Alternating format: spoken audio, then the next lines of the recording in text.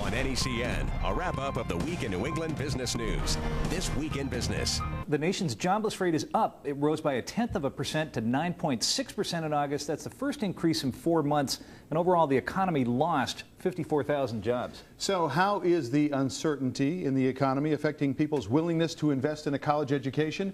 Thousands of students are right now moving into dorms and off-campus housing all around New England, all across the country. And more than ever, parents and students are concerned about whether they are getting the most bang for their buck. So how do you know? And joining us is Jack Maguire, chairman and founder of Maguire and Associates. He advises hundreds of colleges and universities around the country about issues relating to enrollment, pricing, and reputation. Good to have you back here at NECN, Jack. Great to see you again, Mike. Now, you did a survey, I know, earlier this year relating to the cost of college, how students are perceiving, where they go, and that sort of thing, how the recession is affecting their choices. What was the upshot of that? What did you find out? Well, we actually had done it last year as well, and it involved many thousands of students around the country. We did it in conjunction with Monster, and what we found is that things have changed over the last year, and interestingly enough, in many cases in a positive way. But having said that, both in 09 and in March of 10, it's very clear that the economy is having an impact on how families are making decisions about the set of colleges they want to apply to. How so? Well, it turns out that almost 2/3 have said in response to a survey that they in fact did change the way they went about choosing a set of colleges. A larger set. Interestingly enough, this year more privates, and that has to do with financial aid, which we could get to if so, meaning that they're still willing to go to a private school, but they're getting more financial aid, and that's why the choice is palatable or possible? Well, yes, many colleges and universities, particularly private schools that aren't highly selective, have increased their discount rates over the last 20 years to the point where actually a private college can for many be a bargain relative to a public where you might have to pay full price. And the same survey indicated people are still very willing to go heavily into debt for a college education. Talk some about that. Well, when we did the survey and asked how many would take debt over $10,000, it was 70%. So, and even a small fraction willing to take debt over $100,000. These are all undergraduates, so we're not talking about people who go to medical school or law school.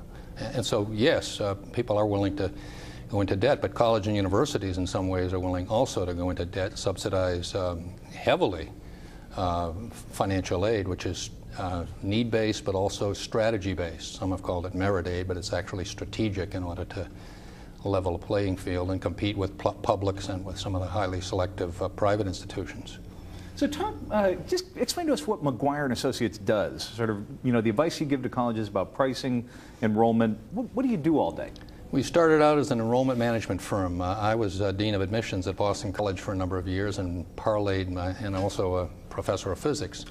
And I parlayed science and higher ed marketing into a business which kind of takes a scientific methods approach to understanding how families and colleges jointly make decisions and how large numbers of people move into and in, and with retention as an issue, away from institutions. And our company has done strategic planning, we've done a lot of consulting, a tremendous amount of market research, and now we're getting heavily into the business of something called retention, which turns out to be a decisive factor for students and parents in selecting colleges. Let's definitely come back to that, but just to back up, so College X wants to have 2,000 kids come into the freshman class. You help them figure out how many should we accept and what the yield rate is going to be? All of the above. I mean, the list of things we do for colleges is pretty long, but ultimately we help them to solve their problems, which could be net revenue, enrollment, quality, diversity, all of the above, and to help them stand on their own. I mean, what we like to do is develop a situation where colleges are self-sustaining, and we do that for hundreds of institutions all around the country and increasingly around the world. A lot of clientele now in Japan, for example. As the parent of 3 kids that have gone through or are in college, I would say college is too expensive. Do you think college is too expensive in this country right now?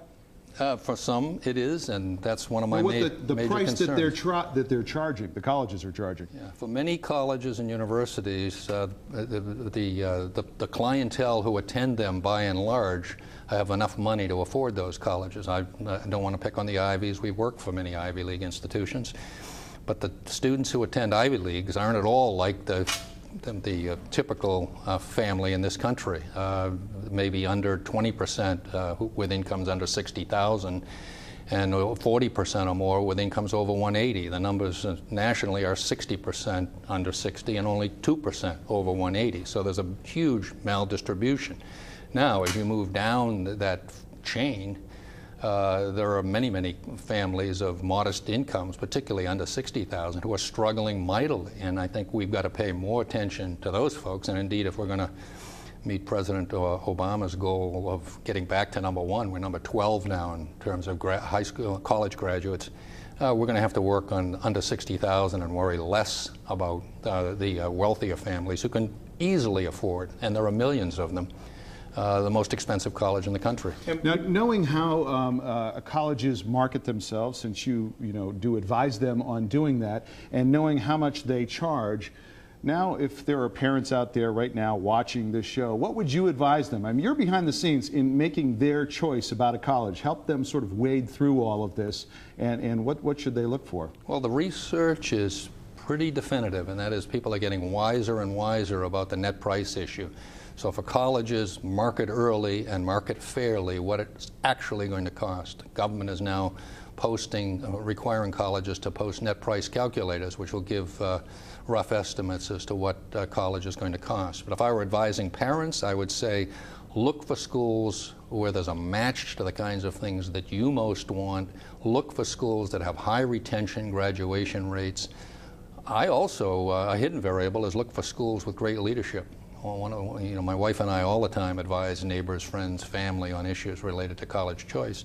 And I say, who's the president of that institution? Is he or she going to be there a while? And what's the morale on campus? Because oftentimes that can lead to community or lack thereof. It's tough to gauge that, though, sometimes. If you're out there looking at 6 schools, unless you go to the school, ask a lot of questions, that sort of thing. You got to do that. You got to do your homework. That's why there's a dissonance, and that's why a lot of people drop out of college. Because and I was going to say, related to that, certainly the backlash against the price, you do see sort of more and more, are we sending too many kids to college? Are we telling too many kids that a 4-year college is the right place for you, and should you maybe be looking at a 2-year degree or a training type program for a trade or career? What do you say to people about that? Well, there's a middle ground between England a generation ago where everybody was kind of mapped to a route to a profession or to college when they were 12 or 13 years old, and the notion that everybody could go to a 4-year college and study the liberal arts and gain from it without trade-offs. I think that our college attendance rate is way too low,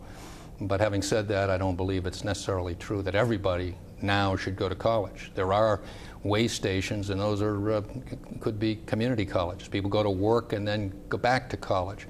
People stop out after attending a community college, do online courses, all kinds of ways to a degree. But our country is lagging terribly, dropped from 1st to 12th over a generation in the percentage of people in this population, particularly people under 35, who have college degrees.